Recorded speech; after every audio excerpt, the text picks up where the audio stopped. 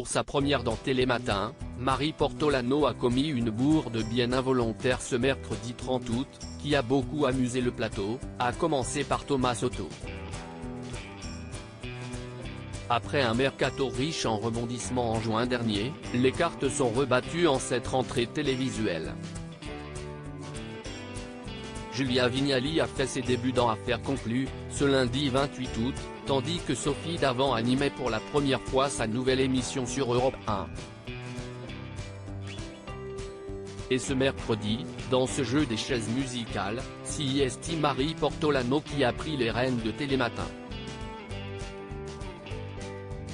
Et pour cette première, l'ex-animatrice du meilleur pâtissier a conquis son nouveau collègue. Elle me plaît déjà, a ainsi constaté Thomas Soto. Thomas Soto, amusé par la bourde de Marie Portolano, constate qu'un ange est passé sur le plateau, mais si cette première s'est bien déroulée pour Marie Portolano, elle a commis bien malgré elle une petite bourde. Alors que l'aura du web évoquait le succès de l'été, le film Barbie, qui a totalisé $1 milliard de recettes, l'ancienne journaliste sportive a posé à Samuel Olivier, l'un des chroniqueurs, une question un peu tendancieuse sans s'en rendre compte. Est-ce que tu aimes Ken ? Celui-ci a visiblement apprécié le double sens de la formule, entre le verlan d'un verbe grossier et le compagnon de la poupée mannequin.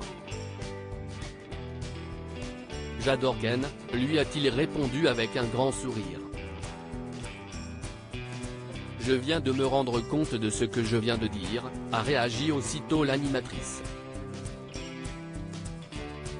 Ce n'est pas du tout ce que je voulais dire, a-t-elle tenu à préciser immédiatement.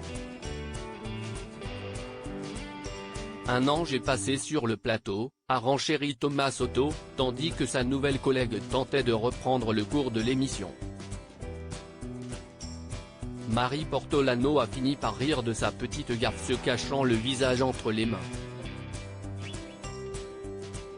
Vous êtes très en forme ce matin, s'est amusé l'aura du web.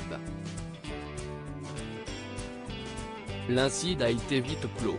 L'animatrice a dévoilé ses échanges amusants avec Julia Vignali dans un entretien qu'elle a accordé aux Parisiens. Marie Portolano a évoqué ses échanges plutôt sympathiques avec Julia Vignali, à qui elle a succédé non seulement sur France 2 mais aussi auparavant sur M6.